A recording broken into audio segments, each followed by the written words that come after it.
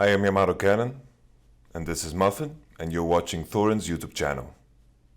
Right, this is going to be another episode of Talk to Thorin, and this one is going to be with Jack Etienne here from Cloud9, and already by the time you see this interview, you will already know what's probably the worst kept secret in the entire history of Western League of Legends at this point in time, which is that Perkz, that's right, Perkz has actually gone to Cloud9. So let's just start there, Jack. What are the first thoughts here, right? I mean, I made this point on Twitter the other day. I don't think people have thought this through.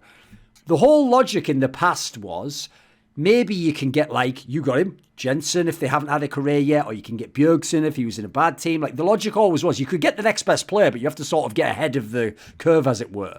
The thinking always was, if they're on Fnatic or they're on G2, you know, these, like, teams that in theory are the best ones, the players themselves have even said it in many of the interviews the last few years. It's like, I'm not going to go because I'd rather win in Europe, or, you know, like, even if they pay more, it's not that big deal. And I even heard, actually, the salaries aren't even that out of whack sometimes now. Sometimes G2 can pay something comparable. So is it a big deal that you can get a player like this who essentially, like, I mean, you could, in theory, he's in his prime still. There's only been one other time that I had the remote chance of getting a player like this, and that's when Caps' contract was coming up.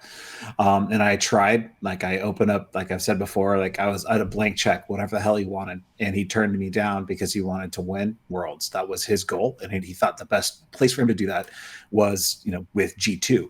And so when I had this opportunity, I had a feeling like, I don't think Carlos is going to let this guy go to Fnatic. I actually think I have a real chance to get this player because the other teams in Europe, I don't think they actually are as competitive as what I could put together for Perkz here. And I had Sven on my team, and I knew Mithy was going to be available. And I just basically this perfect storm of I had money, I had Sven, I think I could get Mithy. I knew Perkz probably his best opportunities to come here. And this is a player, like, think about it. Bjergsen is actually retiring. There's just a massive vacuum in North America in the mid talent. Someone could step in and be the face of, like, North American LCS. And he's actually available. Perkz, like the best Western player, arguably, on the planet, and definitely historically, is available. Like, for me, it's like, what is this? And I immediately, like, called up my board members, my president, like, like, hey, I'm about to do a deal. It's going to be fucking huge, but it's going to be worth it. And this is why. Very special opportunity. They don't come. It's all happened second time for me in my history of actually managing, and I had to go for it. Well, along those lines, that's actually something that I think maybe C9 fans, when you didn't have, it obviously took a while to get another championship without the original crew. When Cloud9 was coming second and they would lose to Team Liquid or TSM, I think some C9 fans were worried that, like, Jack just rests on his laurels, or, he's happy with, like, just a good team, but he's not going to break the books. Because, for example, I remember when Travis did that video like 2 years ago or something, where he sort of showed that, like, TSM and C9 sort of spent, like, fairly shrewdly relative to the number of wins, and Team Liquid was, like, way above the pale, and then some of the bad teams maybe were, like, they were overspending. So it gave people the impression that, like, you wouldn't break the bank, basically. But based on what you're saying now, the logic is, like, it had to be for the right player, right? You're not just doing it every season, basically. Yeah, I mean, the thing is, there wasn't an opportunity like this particular opportunity to do it with. And I have been waiting. I've had my pennies saved for a long time. And when this option came available, I was all in. So yeah, you're absolutely right. What would you say, like, coming into this offseason? Like, one thing I noticed people didn't actually seem to appreciate about this deal, it was the same thing actually that G2 did, is, well, guess what? The reason why they're not sat in the position that Fnatic is now, where we've just heard today that Reckless is leaving, because Reckless doesn't have a contract, he's a free agent. I noticed both you and G2 re-signed your same lineups, so it was the option of the owner at that point in time, which actually I feel like is an area we should probably talk about, because a lot of fans I even saw didn't even seem to know the distinction. Like, I saw some weird comments of Fnatic fans saying that, like, well, we gave Caps to G2. It's like, listen, if you know anything about Fnatic, they definitely didn't give him, and also he's a free agent, so there's a big distinction to be made there. So, like, what was the logic behind signing the whole team from this year for next year? Like, there was that news, right, that said they re-signed them all. Was it essentially so that, if you didn't get this big deal, for example, you still had those players to fall back on, you could have stayed with most of the original plan? Or was it just that, it gives you the option as the owner instead of you have to play the, I always say it's like musical chairs if you leave it to free agency, Right. So the contracts I had were 3-year contracts with these players. And so all of them are ready. I already had 2 years of contracts still with me. So I had the optionality there. And when I announced that we were going to stick with the team, I actually meant it. We had thought a lot about, is this a time to bring up Fudge or not? Is this, should we be considering Palafox? And ultimately, hey, we didn't lose because our players are bad. We lost because we kind of lost direction as a team. And we need to refocus on that. But the thing was a lot of the reasons why we didn't promote Fudge were import rule restrictions. And then the thought was if in a world where there's no import rule restrictions, moving up Fudge and maybe making a change to mid be something we would consider. But that wasn't the world that we were living in when we made that decision. And I've got a lot of flack from people saying, you made this announcement, now you changed your mind, as if the world didn't actually shift. The thing is, my job is I have to make decisions based on what's presented in front of me. But if the world shifts and I don't make decisions, people are going to go, what the fuck? The world changed. You didn't actually adjust to it. Of course I did. Fudge suddenly could become up as a North American player. I had to do it. He's got amazing potential, and he culturally fit better with our team than Licorice. Licorice is a great guy, but sometimes there's a culture that could be better for your team, and Fudge had those things that we needed. And then once that was made, we thought, do we think about Palafox here? There was a question. Maybe it's Palafox, maybe it's Niski. But then Perkz became available, and I'm like, oh God, this whole thing changed. Now it's I got to get Perkz. But if I can't get Perkz, there still may have been a change. It may have been Palafox. It may have been Niski. I wasn't sure yet. But the first thing was, I got to get Perkz. There needs to be, and I thought, in my mind, the only way I don't get Perkz is because he decides to stay in Europe. That was the only way. For people who don't know, earlier when you were talking about you came to your investor guys and you're like, listen, this is the one we have to go for. We have to go big on this one. Yeah. If people have seen the reported amounts by the credible journalists, I can give everyone a spoiler. There's no way that your org is going to make, just from Perkz playing mid lane in Cloud9, that money back. That's just a figure that's an enormous figure. Yeah. It's basically one of those things where it's you're almost signing in for prestige or something, or for as a message, right? So what's the logic behind why you do a deal like that? Because sometimes, obviously, it's not a deal that's just about making business sense in the short term, right? Perkz is a very special player. Not only is he top talent just mechanically, but he brings along with him a culture of anything it takes to win, and knows how to actually win. And his attitude spreads out across the entire team. And also, wherever he goes, he's like a magnet. Talent wants to follow. So it's not just a decision of hey, I want the best player. I want a true franchise player. He is a true franchise player, and he's not old. That's what's crazy. He's got 9 titles, and he's only 22 years old. So he's got a lot of gas still in the tank, and that attitude, that mindset, that is what I need for my team, for Cloud9, for our brand. And my goal is for him to be here a lot longer than just 3 years. Was it tricky to get the deal done? I mean, people saw even just the list of potential suitors. I think it went 6 teams deep or something. And that was with Fnatic sort of excluded, where the logic was presumably G2 don't want to, since he was under contract, sell him to their main rival. I think people can understand why that would be. Was this a scenario where it was highest bidder? Did you have to was it like an NBA off season where you have to build the whole case for the guy and what he's going to get and who he's going to be with? How did you go about this? It was tough because I had to.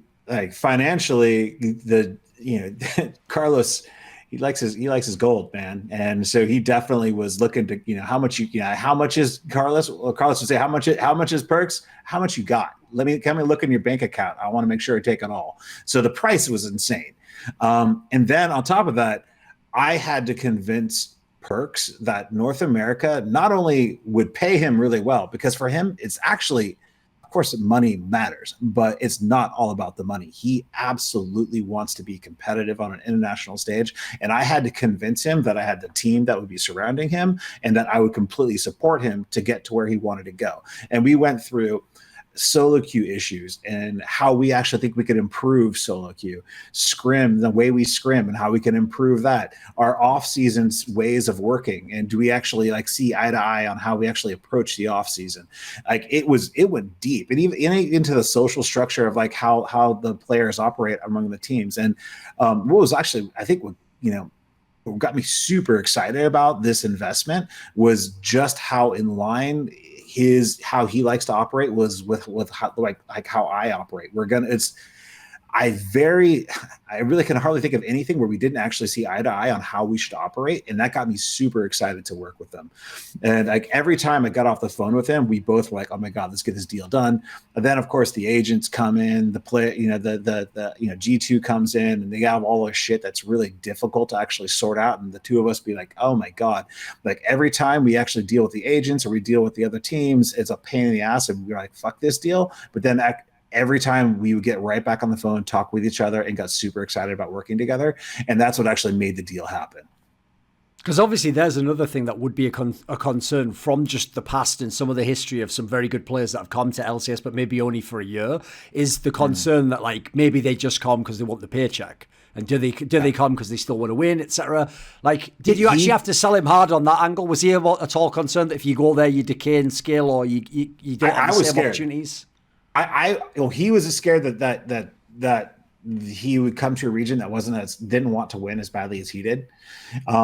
And thankfully Sven has been here for a while. So, Sven talked through, like there are some problems and we talked through those, but we think that we could actually work through them. But I was really concerned that, is this guy coming just to cash out? Like because we've seen it over and over again, like really high skill players coming out here and then just not being like anything like what we've seen them in other regions.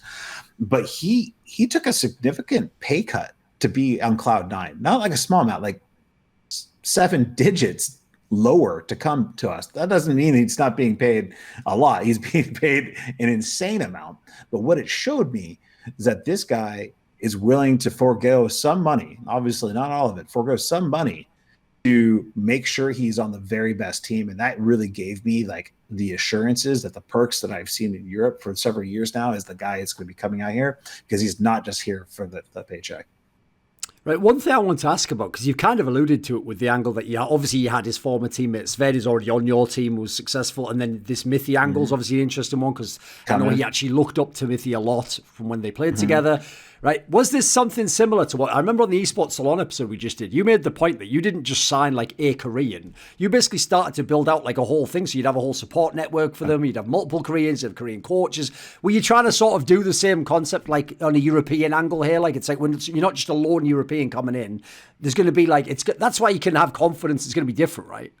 Yeah, there is absolutely an angle to this whole thing to make sure that, that he's coming to a place where he feels super comfortable and he's working with people that he really respects. And that it was very important to him, and it's really important to me because, if you go out and spend all these dollars on a player and then he comes and just feels super uncomfortable or isolated, or he's just missing home, like it's not going to work. It's going to be tragic. And so it's important that those things are understood and acted upon to make sure you have a good setup for these people. When you were doing this deal, was there a factor where, like, did you already know, for example, what you would do with Nisqy? Was it ever a possibility he would stay as a sub, or he would just stay in the background? Was it always the case that once you knew Perkz was coming, Nisqy was going out? Yeah, and I was very transparent, like with all my mates. Palafox knew what was going on. Nisqy knew what was going on, and often I feel like maybe I'm almost too transparent. Telling them like the timeline of what I'm looking to do and my decision making and where I'm on it. But I feel it's really important that they hear it from me, what's going on. And even though it might cause them a lot of anxiety, actually know what's going on. I think that they develop a trust that they actually understand like what's happening. And that is some comfort that they know that they're at least kind of part of the process or understanding the process versus just happening to them.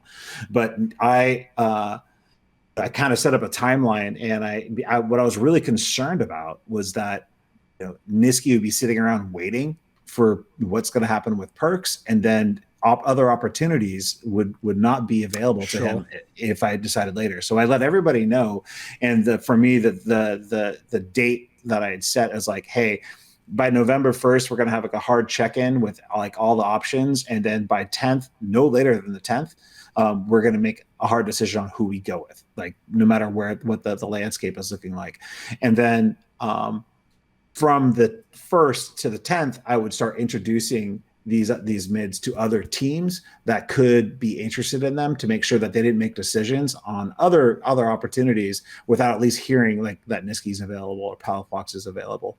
And it was I think a long process. I feel it was really well thought out, and I think we ended up a situation with Palafox going to FlyQuest is now looking like, honestly, they're magicians, because they had nothing. Like they lost everything, and now they've got Johnson, Diamond, Licorice, Palafox, Jose. That team is actually looking good, like kind of out of nowhere, which is pretty crazy. So I'm pretty happy where Palafox has ended up, and Niski's going to Fnatic, which is a team. When I first signed him, he was thinking he had an option to go to either Fnatic or Cloud9, right. And so he's ending up where he wanted to go. So I feel really good about that. On the Palafox angle, obviously your team has actually had very good success using rookies, bringing through players and immediately turning them into top caliber LCS players. Was that like a real consideration? Like maybe I'll go with that route again? It was very real. It was very tight between Niski and Palafox. And there's a lot of benefits to actually using Palafox over Niski that you may not really think about, in that it's really important to me that when academy players join Cloud9, that they actually know there's a real path to not only for me to send them to LCS teams, which I've done a really good job of doing, but to also to take the spot ahead of them on the LCS team at Cloud9. And he had done everything he possibly could to prove that he deserves the spot by winning Academy 2 splits in a row, being rank 1 for a long time. He got to 1,000 LP in Korea right towards the close of the season, which is like the hardest time to do it, in a matter of just like a few days. So like he'd done everything he could to prove that he was LCS ready. And for me, there was part of like thinking like, wow, what a great story of not only Fudge is coming up, but also Palafox, and what does that mean to Cloud9 long term in our development process? He was very close to actually having that spot. Since you did the big deal for Perkz, what expectations would you set? Like, are you going to be bold? What should we actually expect? Like, what would be a level that would be acceptable in terms of results? Like, what the team has to be? Does it have to be ranked somewhere? What are you envisioning when you do this deal? Well, I mean, here in North America, if I don't get to finals, I would just be shocked and really disappointed. And we definitely are planning to get out of groups at Worlds. So that's a long-term prediction. I feel that this is the most competitive team that I've ever been a part of. Of course, we need to see how things actually flesh out at the beginning of the year, but I have very high confidence that things are going to go well, because the new player coming in has a long history with one of the coaches, Smithy, and with Sven, and we've talked a lot about the way we work, and so I have a high amount of confidence that it's going to go quite well. Just as an aside, because I actually don't know if there'll be an answer to this, but obviously the one complication in this off-season, even if players from Europe say yes to coming, is can they actually come yet? Like, is it just a waiting game? Do you just have to hope in a month or two they can come? Is there any like light on the end of the tunnel in that regard? Do you know? I mean, we all saw what happened to Roxa last year. And the conditions are actually worse this year, right? Brox had that trouble, and it was really just, the immigration policies at the time were super difficult to get around. Now we have COVID on top of that. It's a whole new ballgame. But we do have some new tools to actually get approval faster. Riot's made some really good inroads in with Homeland Security, and so we do have some tools we did not have last year, and I am feeling highly confident that we're going to be able to get him and all the other imports in. To be frank, if Perkz can't come in, that means really no one's going to be able to get in, and it's going to be a very interesting spring. Sure, for the entire league, I imagine. Yes. The entire league is like half imports at this point. It'll be pretty weird. What would you say? Like I alluded to before, I'm sure, listen, I don't blame fans. If you're a fan, and especially if you're a long-term fan, you know, you go through waves when the team's the champion, you believe in them, everything's great. Well, I'm sure there was times where there was all the seconds and the thirds and going to Worlds and doing all right, but then Europe outperforms. Like maybe some of them lost faith, who knows, along the way. What would you say to Cloud9 fans in the wake of what you've done this offseason? It's interesting. With Licorice going, I know there was a lot of discomfort, and like, here we go again. You know, every year someone who's been around for a long time is disappearing.